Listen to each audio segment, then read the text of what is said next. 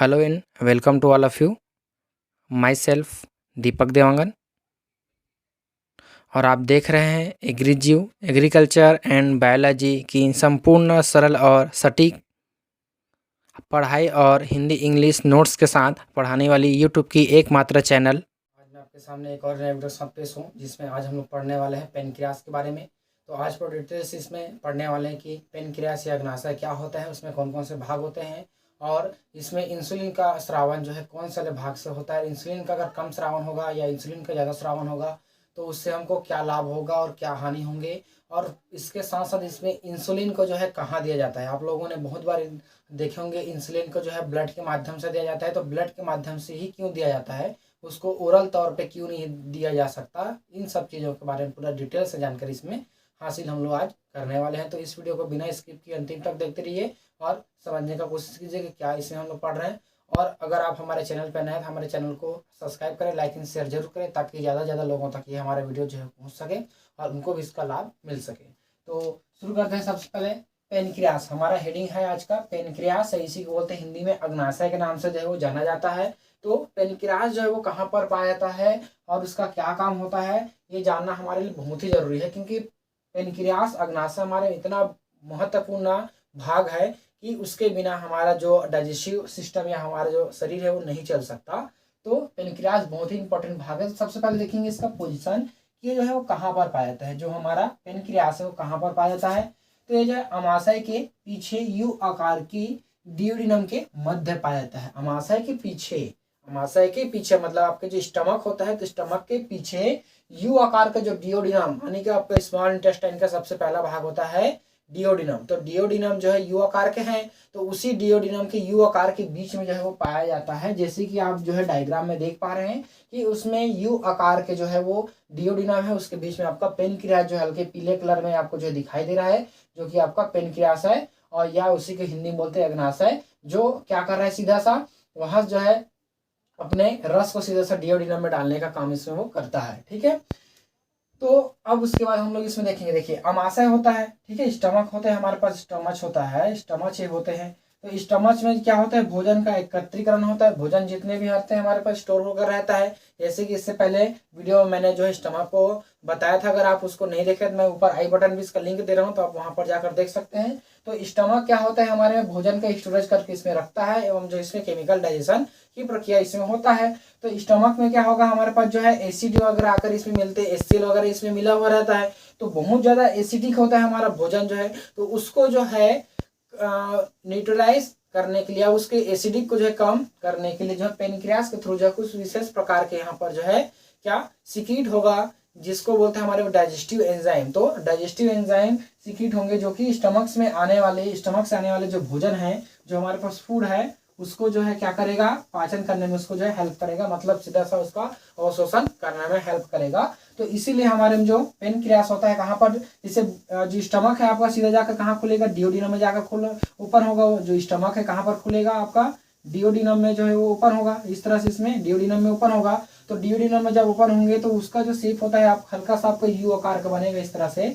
तो यू आकार के शेप में जो है वो हमारा इधर की ओर जो है ऐसा इसमें जो है आपका पेनक्रियास जिसमें फिट होगा। ठीक है, तो इसमें पेनक्रियास आपका फिट होता है, तो इसीलिए बोला गया है हमारा पोजीशन कहाँ है, स्टमक के पीछे यू आकार के डियोडिनम के मध्य में जो है वो पाया जाता है, यानी कि बीचों बीच। आप यहाँ पर देख सकते हैं ये यू आकार का इसका डियोडिनम होगा, तो ये यू आकार का जो डियोडिनम है इसके बीच में आपका पाया जाता है पेनक्रियास या अग्नाशय। ठीक है, अब उसके बाद आगे हम लोग देखेंगे इसका जो कलर देखते हैं। तो कलर कैसा होता है, हमारे पास पिंक कलर का वो दिखाई हमको देता है। ठीक है, अगर आप ऐसे देखेंगे तो आपको हल्का सा येलो कलर वो दिखाई देगा, लेकिन उसका जो एक्चुअल कलर होता है हमारे पास पिंक कलर का गुलाबी कलर का वो जो है दिखाई इसमें देता है। अब बात आता है उसमें शेप की, थी उसका जो आकृति होता है वो कैसा होता है। तो आकृति जो है उसका इरेगुलर होता है, लेकिन उसकी निश्चित आकृति नहीं होती है। हर एक जो पर्सन होता है उसमें उसका आकृति जो है वो अलग अलग होता है। जैसे कि फीमेल हो गया या मेल हो गए, उसमें उसकी जो आकृति है वो हमको अलग अलग देखने को इसमें मिलता है। अब देखते हैं उसके बाद ये जो ग्लैंड हमारे पास जो किस टाइप का ग्लैंड है, जो कि पेनक्रियास हमारा एक प्रकार का ग्लैंड है जिसके द्वारा हार्मोन्स का स्रावन वहां पर होगा। हार्मोन्स एवं जो है आपका गैस्ट्रिक जूस का वहां पर स्रावन होता है, तो इसीलिए इसको बोला गया हमारे पास ग्लैंड बोला गया। तो ग्लैंड जो है क्या किस टाइप का होता है, मिक्स प्रकार का ग्लैंड होता है। मिक्स होते हैं मतलब इसमें एंडोक्राइन एंड एक्सोक्राइन दोनों पोर्शन इसमें जो है वो पाया जाता है, इसलिए इसको मिक्स ग्लैंड कहा जाता है। अब देखते हैं इसकी लेंथ, देखते हैं इसकी जो लंबाई है वो कितना होता है। तो इसका जो लंबाई आपको 12 से 15 सेंटीमीटर जो है वो होता है, ठीक है। इसकी जो लंबाई होती है, लेंथ होता है 12 से 15 सेंटीमीटर इसका लेंथ पाया जाता है। साथ साथ इसकी वेट की बात करें तो वेट जो है इसमें अलग अलग होता है, वेरिएबल होता है, मतलब इसमें वेरी हो करता है। क्यों? क्योंकि जो है फीमेल में और मेल में जो इसका पेनक्रियास का जो साइज होता है, जो वेट होता है वो अलग अलग इसमें पाया जाता है। तो इसीलिए मैंने यहाँ पर लिखा हूँ आपका 50 to 85 ग्राम्स मैंने इसको लिखा हूँ, लेकिन इसका जो वेट है वो अलग अलग इसमें वो कैरी वो करता है।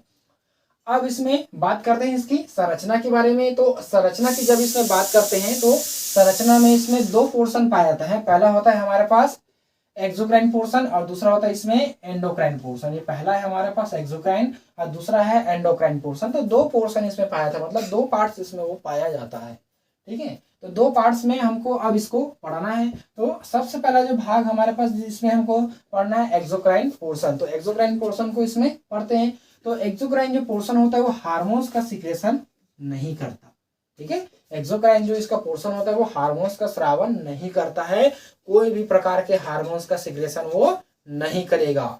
लेकिन इसके अंतर्गत जो है वो कुछ आपको फॉलिकल्स पाए जाते हैं। जो हमारा एक्सोक्राइन पोर्शन है उसमें कुछ फॉलिकल्स पाए जाते हैं, और फॉलिकल्स पाए जाते हैं जिसको क्या बोलते हैं, हम लोग एसिनी के नाम से इसको जानते हैं, ठीक है। जो एक्सोक्राइन पोर्शन है उसके अंदर कुछ फॉलिकल्स होते हैं, फॉलिकल्स जो है इसको घेरे हुए रहते हैं। तो ये जो फॉलिकल्स है वो क्या है, एक प्रकार का एसिनी के नाम से इसको जो है जाना जाता है। और जो एसिनी होता है पूरे पेनक्रियास का लगभग 99% भाग होता है। मतलब सीधा सा बात बोल दिया जाए कि पेनक्रियास का सबसे ज्यादा भाग जो है किससे घिरा हुआ रहता है, आपके एसिनी से जो है वो घिरा हुआ रहता है, ठीक है। पेनक्रियास का सबसे ज्यादा भाग जो है वो एसिनी से घिरा हुआ रहता है। लगभग आपका 98 से 99% भाग जो है आपका एसिनी से होता है। तो एसिनी के द्वारा क्या चीज का सिक्रेशन होता है, तो एसिनी के थ्रू आपका जो है पेनक्रियाटिक जूस का सिक्रेशन होता है, ठीक है। एसिनी के थ्रू इसका सिक्रेशन होगा, पेनक्रियाटिक जूस का स्रावन होता है, नहीं कि पेनक्रियास से निकलने वाला रस का इसमें स्रावन जो है वो करता है, ठीक है। अब इसमें बात करते हैं इसका एंडोक्राइन पोर्शन। तो एंडोक्राइन जो पोर्शन होता है उसमें एसिनी के बीच बीच में कुछ जो है सेल्स का ग्रुप पाया जाता है। जो एसिनी हमारे पास है, मतलब सीधा सा मान लिया जाए ये हमारा कोई पेनक्रियास है, ये हमारा पेनक्रियास है। तो पेनक्रियास के चारों तरफ, पेनक्रियास के चारों तरफ, तो ये हमारा पेनक्रियास हुआ। तो पेनक्रियास के चारों तरफ आपके क्या पाएंगे, एसिनीस होगा। इस तरह से इसमें जो है वो चारों तरफ जो है इसमें एसिनीस को घेरे हुए रहेंगे। ऐसा इसमें पेनक्रियास को जो है चारों तरफ से एसिनी घेरा रहेगा। इस तरह से उसमें एसिनी जो है इसमें घिरे हुए रहेंगे। इस तरह से ऐसा रहता है, ये अलग ऐसा फोल्डर में ऐसा ये एसिनी जो है वो इस तरह से ऐसा रहता है। तो एसिनी से जो है वो घिरा हुआ रहता है। तो एसिनी के बीच में, एसिनी के बीच बीच मतलब ये एसिनी है, इसके बीच में ये पोर्शन, खाली पोर्शन आपको दिख रहा है। तो इस खाली पोर्शन में जो है कुछ सेल्स का ग्रुप पाया जाता है, जिसको बोलते हैं आपका इसलेट्स ऑफ लैंगरहैंस के नाम से इसको जाना जाता है, ठीक है। इसलेट्स ऑफ लैंगरहैंस के नाम से इसको जो है जाना जाता है। और ये जो पूरे पेनक्रियास का लगभग जो है 1 से 2% भाग होता है। पूरे पेनक्रियास का 1 से 2% भाग होता है, जो कि आपका एसिनी के बीच में जो है वो पाया जाता है। इस तरह से इसमें पाए जाते हैं। अब यहाँ पर हमको देखना है इसको एंडोक्राइन पोर्शन को, या पोर्शन को इसमें देखना है। क्यों? क्योंकि एंडोक्राइन पोर्शन के अंदर हमारे पास क्या आएगा, इस लेंस ऑफ लैंगरहैंस आएंगे, यानी कि इसमें सेल्स का ग्रुप आएगा। तो उस सेल्स के ग्रुप को हमको पढ़ना जरूरी है, और उसी में आपका इंसुलिन वगैरह का फॉर्मेशन भी उसी में होता है। तो वो कौन कौन से सेल होते हैं अभी यहाँ पर हम लोग इसको ड्रॉ करेंगे, देखेंगे इस लेट्स ऑफ लैंगरहैंस को देखना है कि जो हमारा पेनक्रियास है उसका इंटरनल स्ट्रक्चर में लैंगरहैंस जो है कैसे वो दिखाई वो देता है, ठीक है। तो हमने डायग्राम भी यहाँ पर ड्रॉ किए हैं, साथ साथ आपको जो है यहाँ पर लिख कर भी दिखाया है। तो देखिए यहाँ पर जो है चार टाइप के जो हमारे पास सेल्स इसमें जो है प्राप्त होता है। पहला जो रहता है उसको बोलते हैं अल्फा सेल, दूसरा रहता है बीटा सेल, तीसरा रहता है हमारे पास डेल्टा सेल, और चौथा रहता है हमारे पास एफ सेल या पीपी सेल के नाम से इसको जो है वो जाना जाता है, ठीक है। तो यहाँ पर अब हम लोग देख लेते हैं इसकी जो क्वांटिटी होती है, जो कि हमारे पास स्लाइड्स ऑफ लैंगरहैंस उसमें कितना प्रतिशत वो जो है पाया जाता है। तो जो अल्फा सेल होता है वो लगभग 17% पाए जाते हैं, एवं जो बीटा सेल होता है वो सबसे ज्यादा आपका 70%, एवं जो है आपका डेल्टा सेल जो है वो 7%, और बाकी जो है आपका पीपी सेल या एफ सेल जो है वो पाए जाते हैं, ठीक है। तो अब देखते हैं यहाँ पर जो अल्फा सेल होता है वो क्या काम करता है, किस चीज का सिक्रेशन करता है, तो सिक्रेट ग्लूकागोन हार्मोन्स। तो ये जो है ग्लूकागोन हार्मोन्स का स्रावन जो है वो करता है, जो कि हमारे ब्लड में या हमारे रक्त में ग्लूकोज के लेवल को या ग्लूकोज के स्तर को बढ़ाने में मदद करता है। ठीक है, और एफ सेल जो रहता है वो एफ सेल के द्वारा आपका सिक्रेट इंसुलिन हार्मोन्स, तो इंसुलिन हार्मोन्स का स्रावन करता है, जो कि हमारे ब्लड में या शुगर या हमारे रक्त में शुगर के लेवल को कम करने का या शुगर के स्तर को कम करने का काम इसमें करता है।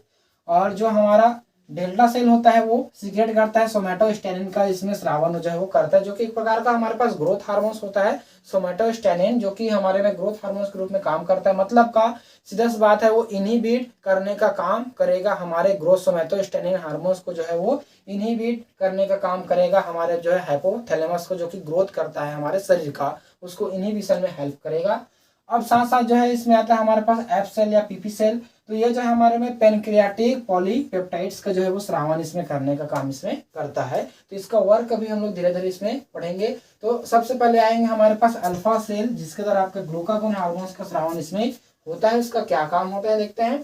तो हमने लिखा है हाइपरग्लाइसेमिक फैक्टर है ये, ठीक है। ग्लूकागोन जो रहता है हमारे पास हाइपरग्लाइसेमिक फैक्टर है, जिसका अर्थ होता है ग्लूकोज आपके जो ब्लड है या रक्त है उसमें ग्लूकोज के स्तर को बढ़ाने वाला, तो इसको बोलते हैं हमारे पास हाइपरग्लाइसेमिक फैक्टर कहते हैं, जो कि हमारे ब्लड में जो शुगर का लेवल है उसको इंक्रीज करता है, उसको बढ़ाता है। ठीक है, और जो ग्लूकागोन हार्मोन्स है वो आपका मेड ऑफ 29 अमाइनो एसिड, तो यह 29 अमाइनो एसिड से मिलकर बना होता है। तो जाहिर सी बात है जो ग्लूकागोन हमारे एक प्रकार का क्या है, प्रोटीन है, क्योंकि ये 29 अमाइनो एसिड से मिलकर बना है तो ये प्रोटीन ही हुआ, तो एक प्रकार का ये प्रोटीन होता है ग्लूकागोन। ठीक है, फिर उसी तरह से हमारे पास क्या है देखते हैं, इसमें इंसुलिन के विपरीत जो है कार्य करता है, इंसुलिन के विपरीत कार्य करता है, हमारे शरीर में जो है इंसुलिन के विपरीत कार्य करेगा, है ना। तो इंसुलिन का काम क्या होगा, हमारे जो ब्लड है उसमें ग्लूकोज का जो लेवल उसको कम करने का काम करेगा, लेकिन जो हमारा ग्लूकागोन है हार्मोन्स वो क्या करेगा, हमें जो है इंसुलिन के लेवल को इंसुलिन बोलता हूँ शुगर के लेवल को जो बढ़ाने का काम इसमें करेगा। ठीक है, और इसी के द्वारा हमारे में क्या होता है, आपका ग्लाइकोनियोजेनेसिस की प्रक्रिया को इनहिबिट करता है इनिटिएट करता है या प्रेरित उसको जो है उत्तेजित उसको स्टिमुलेट करने का काम करता है लीवर में। ठीक है, आपका ग्लूकोनियोजेनेसिस को जो है लीवर में प्रेरित करने का काम करता है, जिसके द्वारा क्या होगा हमारे पास जो है अमाइनो एसिड से ग्लूकोज का फॉर्मेशन होता है। ठीक है, ग्लूकोनियोजेनेसिस प्रक्रिया के द्वारा हमारे शरीर में अमाइनो एसिड जो पाया जाता है, अमीनो अम्ल जो होते हैं, उसी के द्वारा हमारे में ग्लूकोज का निर्माण इसमें करने का काम करता है। साथ साथ जो है हमारे क्या होगा, ग्लूकोजिनोलाइसिस होता है, तो ग्लूकोजिनोलाइसिस जो रहता है उसमें लीवर को प्रेरित करेगा, जिसके द्वारा आपके ग्लूकोज से आपका ग्लाइकोजन से ग्लूकोज में परिवर्तित जो है वो होता है। जैसे हम भोजन अगर लगातार ले रहे हैं तो ये जो है क्या होगा हमारे पास ग्लूकोज से, हाँ ठीक तो बोल रहा हूँ, ग्लूकोज से ग्लाइकोजन के रूप में वो परिवर्तित होकर रहेगा हमारे लीवर में। लेकिन जब हम लोग फास्टिंग करते हैं, उपवास रहते हैं, तो उस समय क्या करेगा, जो हमारे में ग्लाइकोजन जो रहता है, ग्लाइकोजन स्टोर करके रखे हैं हमने, तो ये जो ग्लाइकोजन है क्या होगा फिर से ग्लूकोज में जो है वो परिवर्तित होता है, हमको एनर्जियां मिलती हैं। उस तरह से जो है आपका लिपोलाइसिस को भी प्रेरित करता है। तो लिपोलाइसिस से क्या होगा, जो लिपिड होता है वो फैटी एसिड में परिवर्तित हो जाए। ठीक है, जो हमारा लिपिड रहता है वो फैटी एसिड में परिवर्तित होने का काम इसमें करता है। अब देखते हैं इसके डायग्राम को, तो ये पूरा उसका क्या है डायग्राम है। तो आप डायग्राम में देख पा रहे हैं कि इसकी बाहरी सतह पर आपके पाए जाते हैं एसिनी होता है, बाहरी सतह पर एसिनी पाए जाते हैं, और इसके जो एसिनी के अंदर जो चारों तरफ इसको घेरा हुआ सेल्स रहता है वो रहते हैं हमारे पास जो है अल्फा सेल्स। वो क्या रहता है हमारे पास अल्फा सेल, और कुछ कुछ स्थानों पर आपके जो है वो एफ सेल भी पाए जाते हैं। तो अल्फा सेल इसमें ज्यादा पाया जाता है और एफ सेल इसमें कम होते हैं। साथ साथ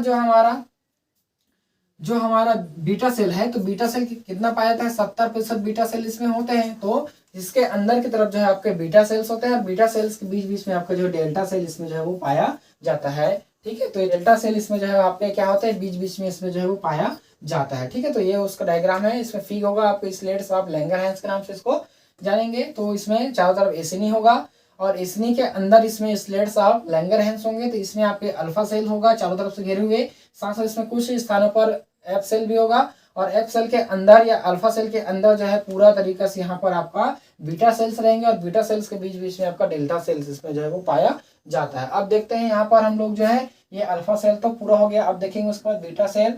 डेल्टा सेल एंड जो है एफ सेल का क्या क्या काम होता है, इसको अब यहाँ पर हम लोग समझने का कोशिश करेंगे। आपको इसमें ध्यान रहे, ग्लूकागन जो हार्मोन्स रहता है वो इंसुलिन के विपरीत कार्य करेगा। जो इंसुलिन हमारे पास रहता है उसके जस्ट उल्टा काम करेगा।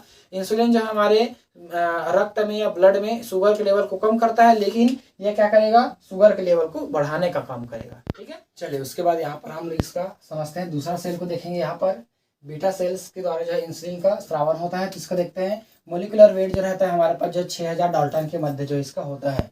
ठीक है, मोलिकुलर वेट कितना होगा, 6000 डाल्टन होता है इसका। और इसमें लगभग आपके पास जो है 51 अमाइनो एसिड जो है इसमें रहता है। ठीक है, आपके पास 51 अमाइनो एसिड इसमें जो है पाया जाता है। तो जब 51 अमाइनो एसिड जब आपस में मिलेगा तो एक मॉलिक्यूल ऑफ इंसुलिन का निर्माण होता है। अगर वहां से 51 से अगर कोई एक भी कम, अगर वहां पर अमाइनो एसिड कम हो जाता है तो उसमें आपका इंसुलिन का निर्माण नहीं हो पाता। ठीक है, तो इंसुलिन के निर्माण के लिए आपको 51 या 51 अमाइनो अम्ल की आवश्यकता होगा, जिसके द्वारा आपका क्या बनेगा, एक मॉलिक्यूल ऑफ इंसुलिन का इसमें फॉर्मेशन जो है वो होता है। ठीक है, फिर यहाँ पर हम लोग देखेंगे जो हमारा ये जो चैन बनता है, जिसमें क्या होगा, 51 अमाइनो एसिड जो रहता है वो 2 चैन के रूप में रहता है। तो चैन ए एंड चैन बी।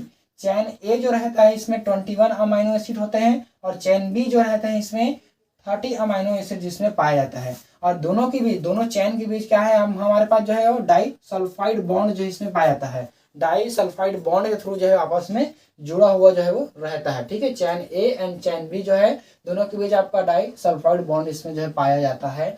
अब देखते हैं उसके बाद कि हाइपोसिक्रेशन और हाइपर सिक्रेशन से इसमें क्या अफेक्ट इसमें होता है, इसको हमको अब देखना है। तो हाइपोसिक्रेशन क्या होगा, हाइपोसिक्रेशन का अर्थ है कि इसमें इंसुलिन का कम सिक्रेशन होगा। अगर किसी के बॉडी में या किसी के शरीर में इंसुलिन का स्रावन जो है वो कम होता है तो इसके कारण क्या क्या इसमें हो सकता है। तो सबसे आम जो रहता है वो डायबिटीज मेलिटस होता है। डायबिटीज मेलिटस को आम भाषा में बोलते हैं शुगर डिसीज के नाम से इसको जानते हैं। अगर किसी के चेक में जो है, अगर किसी का जब शुगर टेस्ट जब किया जाता है, अगर उसमें डायबिटीज मेलिटस अगर लिखा हुआ है तो सीधा सा बात है उसको क्या हो गया है, शुगर हो गया है, उसको शक्कर बीमारी हो गया है। ठीक है, वो किसके कारण है, इसी इंसुलिन के जो है अल्प श्रावण या कम श्रावण के कारण या कम सिक्रेशन होने के कारण उसमें जो है वो होता है। ठीक है, और इसके कारण जो है वो अलग अलग इसमें और रोग है, जैसे कि हमारे पास जो है हाइपरग्लाइसीमिया। तो हाइपरग्लाइसीमिया में क्या होता है, हमारे पास जो है ब्लड में जो है शुगर का लेवल जो है वो हाई हो जाता है। ठीक है, हाइपरग्लाइसीमिया के द्वारा भी क्या होगा, ब्लड में जो शुगर के लेवल होते हैं वो हाई हो जाते हैं। साथ साथ इसमें ग्लाइकोयूरिया, ग्लाइकोयूरिया मतलब जो है यूरिन के साथ जो है मूत्र के साथ इसमें जो है ग्लूकोज का बाहर निकलना, ये भी उसका संकेत होता है। साथ साथ आपका जो है पॉलीफेजिया, पॉलीफेजिया जो रहता है इसमें अधिक प्यास लगता है। ठीक है, पॉली जो फेजिया रहता है इसमें अधिक आदमी को जो इसमें प्यास लगेगा। साथ ही इसमें कीटोनुरिया, तो इसमें जो है कीटोन बॉडीज जो है इसमें मूत्र के साथ उसमें बाहर वो होता है। ठीक है, यहाँ पर हम देख रहे हैं इंसुलिन को। तो इंसुलिन में जो है इंसुलिन के कारण जो बहुत सारे डिसीज में होता है, तो कुछ को मैंने यहाँ पर लिखा हूँ। ठीक है, तो जिसमें हमारे पास जो सबसे कॉमन टाइप का है डायबिटीज मेलिटस है, जिसको शुगर डिसीज कहते हैं। फिर हमारे पास जो है आपका हाइपरग्लाइसेमिया, फिर है ग्लूकोयूरिया, पॉलीफेजिया एंड जो है कीटोयूरिया, ये सारे हैं। अगर उसका स्रावन जो है वो अधिक मात्रा में होता है तब देखेंगे क्या होगा। ठीक है, अधिक मात्रा में अगर इंसुलिन का स्रावन होता है, जैसे कि हमारे लिए ज्यादा का भी होना और कम का भी होना हमारे लिए हार्मफुल होता है। अगर किसी पर्सन में जो है वो हाइपरग्लाइसीमिया मतलब हाइपर सिक्रेशन में है, तो हाइपर सिक्रेशन में होने के कारण जो इसमें ग्लूकोज का लेवल ब्लड में गिर जाएगा। ठीक है, अगर वहां पर इंसुलिन का स्रावन ज्यादा हो गया, इंसुलिन ज्यादा से ज्यादा वहां पर बन रहा है, तो सीधा सा बात है ग्लूकोज के लेवल को धीरे धीरे वो कम करते हुए जाएगा, और इसी कारण से हमें क्या होगा, लो शुगर हो जाएंगे। ठीक है, लो शुगर होगा और हमको जो है शुगर खाने शक्कर लेने की या शुगर लेने की आवश्यकता हमको होगा, तो लो शुगर होने का चांस इसमें रहता है। किसके कारण से, आपका हाइपर सिक्रेशन के कारण वो होता है। और एक होता है आपका हाइपो में क्या होगा, डायबिटीज होता है, और हाइपर में क्या होगा, हमारे पास जो है लो शुगर का इसमें बीमारी हमको हो सकता है। ठीक है, ये हो गया। अब इसमें एक चीज अभी यहाँ पर आता है कि इंसुलिन को जो है ओरली तौर पर नहीं दिया जाता, इसको ब्लड में ही क्यों दिया जाता है, जिसका आंसर मैं थोड़ी देर में दूंगा। तो जो हमारे पास इंसुलिन होता है उसको ब्लड के माध्यम से ही देते हैं, उसको ओरल मुंह के द्वारा इसको नहीं दिया जाता। इसका कारण है, इसको मैं आगे भी बताऊंगा। तो देख लेते हैं थोड़ा आगे। और इसका तीसरा नंबर का जिसमें हमारे पास जो है डेल्टा सेल को देखते हैं। तो डेल्टा सेल के द्वारा जो है सोमेटोस्टेनिन का स्रावन इसमें होता है। तो सोमेटोस्टेनिन का जब इसमें स्रावन होता है इसका क्या काम होता है, अब देखते हैं यहाँ पर। तो ये जो है अल्फा सेल व बीटा सेल को जो है एक्टिविटी को रेगुलेट करता है। अल्फा सेल व बीटा सेल की जो एक्टिविटी होती है उसको रेगुलेट करने का काम इसमें करता है। साथ साथ जिसमें इनहिबिट करता है हमारे ग्रोथ हार्मोन, जैसे ग्रोथ हार्मोन्स को जब वहां से निकलना है, कहाँ से, हाइपोथैलेमस से, तो हाइपोथैलेमस से जो ग्रोथ हार्मोन्स वहां पर निकलता है उसको भी ये जो है वो उसको भी रेगुलेट करने का काम इसमें करता है। तो ये हमारा जो डेल्टा सेल होता है वो बहुत बड़ा रोल इसमें प्ले करता है हमारे ग्रोथ में भी, और हमारे किसमें अल्फा सेल और बीटा सेल के जो है रेगुलेशन में भी हेल्प करता है।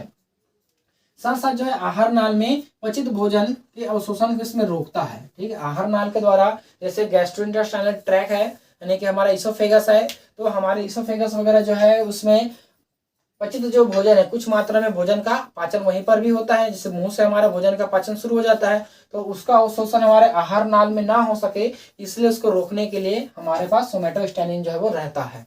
अब उसके बाद आएगा हमारे पास चौथा नंबर का सेल, जिसमें बोलते हैं हमारे पास एफ सेल या पीपी सेल के नाम से इसको जानते हैं, जो कि जिसके द्वारा आपको जो है पेनक्रियाटिक पॉलीपेप्टाइड का सिक्रेशन इसमें होता है। मैंने बहुत सारा वीडियो देखे यूट्यूब पर, साथ साथ इसमें नेट में भी सर्च किया, तो नेट में सर्च करने के बाद मुझको ये चीज मिला कि पॉलीपेप्टाइड के इसमें स्रावन होता है, ऐसा चीज मुझे देखने को मिला। साथ साथ जैसे कि मैंने यूट्यूब में जब सर्च किया था दूसरे और यूट्यूबर से, उसका जब मैंने वीडियो देखा था वहां पर जो है पीपी सेल का कोई फंक्शन ही नहीं बताया था उन लोग, पीपी सेल या एफ सेल का कोई फंक्शन ही बिल्कुल उन लोग शो ही नहीं किए थे। लेकिन जो लाइफ साइंस का जो बुक है उसमें इसको पूरा तरह से दिया गया है कि इसमें पीपी सेल या एफ सेल का जो है क्या काम होता है और कहाँ पर पाया जाता है। तो पीपी सेल का जो है काम होता है आपका इनहिबिट सोमेटोस्टेनिन सिक्रेशन, सोमेटोस्टेनिन के सिक्रेशन को जो है वो क्या करता है, इनहिबिट करने का काम इसमें वो करता है, इसको रोकने का काम इसमें करता है। अगर अधिक मात्रा में सोमेटोस्टेनिन का स्रावन अगर वहां पर हो जाएगा तो क्या करेगा, अल्फा सेल और बीटा सेल के रेगुलेशन में हेल्प करेगा। इसी कारण से उसमें या तो हो जाएगा हमारे में इंसुलिन का स्रावन वो कम कर देगा, या तो ग्लूकागोन हार्मोन्स का जो है स्रावन अधिक हो जाएगा, कुछ भी इसमें कर सकते हैं। तो जितना जरूरत है उसके लिए हमारे पास जो है इनहिबिशन का काम करता है, इनहिबिट करता है सोमेटोस्टेनिन के सिक्रेशन को। साथ साथ जो है गॉल ब्लैडर के जो है कॉन्ट्रेक्शन को भी हेल्प करता है इसमें, गॉल ब्लैडर के कॉन्ट्रेक्शन, गॉल ब्लैडर मतलब कि पित्ताशय, पित्ताशय के कॉन्ट्रेक्शन होना या कॉन्ट्रैक्ट होना हमारे लिए जरूरी होता है, क्योंकि उसी के द्वारा हमारे पास क्या निकलेगा, हिपैटिक सेल के द्वारा जो सीक्रेट होता है जूस, वहीं से आपका जो हिपैटिक जूस वहां से वो निकलता है। ठीक है, पेनक्रियास के द्वारा, सॉरी जो हमारा लीवर होता है, तो लीवर के द्वारा जितने भी सिक्रेशन होता है उसको कहाँ पर रखते हैं, पेनक्रियास में उसको रखा जाता है। तो पेनक्रियास में, सॉरी पेनक्रियास बोलता हूँ, उसको गॉल ब्लैडर में रखते हैं। तो गॉल ब्लैडर जब कॉन्ट्रैक्ट होगा तभी वहां से जो है हमारा सिक्रेशन जो है वापस आएगा, हिपैटिक सेल के द्वारा जो सिक्रेट हुआ था वो वहां से बाहर वो निकलेगा। तो हिपैटिक सेल के द्वारा जो सिक्रेशन है कहाँ पर है, गॉल ब्लैडर है, तो गॉल ब्लैडर के कॉन्ट्रैक्शन होने से ही वहां से वो जूस जो है वहां से बाहर वो निकलेगा। ठीक है, और बाहर निकलेगा तभी वो हमारे डिओडिनम के साथ या पेनक्रियास के साथ वो मिक्स होकर जो है डिओडिनम में जा पाएगा। ठीक है, एंड जो है secretion of digestive enzyme by the pancreas, तो डाइजेस्टिव एंजाइम के सिक्रेशन को भी वो जो है वो कंट्रोल करने का काम करता है एफ सेल जो रहता है। ठीक है, डाइजेस्टिव एंजाइम जो रहता है पेनक्रियास के द्वारा जो डाइजेस्टिव एंजाइम निकलता है उसके सिक्रेशन में या उसके रेगुलेशन में भी ये हेल्प करता है। तो ये रहा हमारा पूरा तरह से पेनक्रियास। अब बात आता है इसमें कि इंसुलिन को जो है ओरल तौर पे क्यों नहीं दिया जाता, उसको जो है ब्लड में क्यों दिया जाता है। तो इंसुलिन एक प्रकार का प्रोटीन होता है ठीक है, इंसुलिन एक प्रकार का प्रोटीन होता है, अगर ओरल तौर पे दे दिया जाएगा तो हमारे जो आहार नाल है उसमें उसका पाचन हो जाएगा, और आहार नाल में पाचन होने के कारण जो है हमारे ब्लड में मिल ही नहीं पाएगा। तो ब्लड में मिलेगा नहीं तो हमारे शुगर का लेवल जो है उसको कम करेगा ही नहीं, इसीलिए इसको जो ओरल तौर पे ना देकर उसको डायरेक्ट उसमें ब्लड में दिया जाता है, ताकि वो डायरेक्ट कहाँ पर मिले, ब्लड में जाए, और ब्लड में जाकर उसके जो शुगर का लेवल है, ग्लूकोज का जो लेवल है उसको वो कम करे, इसीलिए उसको ब्लड में देते हैं, ना कि ओरल। ठीक है, आपको ध्यान रहे कि इसको ओरल तौर पर नहीं दिया जाता, इसको केवल हमारे ब्लड में ही इसको दिया जाता है। ठीक है, आई होप आज का जो वीडियो आपको पसंद आया होगा, तो देखते रहिए हमारा यूट्यूब चैनल। धन्यवाद, थैंक यू।